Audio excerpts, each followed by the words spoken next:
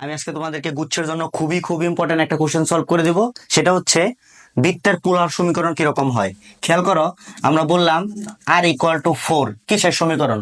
তো মনে করতে পারো এটা আবার কিসের সমীকরণ।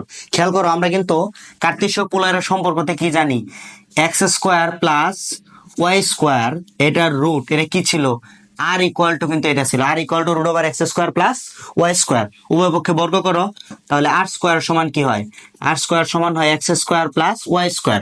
তাহলে এখানে r কে যদি আমরা বর্গ করি তাহলে কি হয়, r² সমান এখানে হয় 16। খেয়াল করো, r² মানে কি, x² + y², x² + y² কত, 16।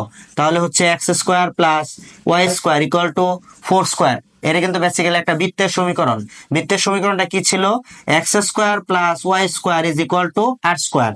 তাহলে আমাদের এই বৃত্তের কেন্দ্র কত, কেন্দ্র হচ্ছে 0 0, ব্যাসার্ধ কত, ব্যাসার্ধ হচ্ছে 4। চিত্রটা হচ্ছে এরকম, কেন্দ্র হচ্ছে 0 0, ব্যাসার্ধ হচ্ছে 4, 1 2 3 4। এটা হচ্ছে আমাদের বৃত্ত। এই বৃত্তের সমীকরণই হচ্ছে r = 4। তাহলে r = 4 বেসিক্যালি একটা বৃত্তকে রিপ্রেজেন্ট করে। আশা করি বুঝতে পারছো।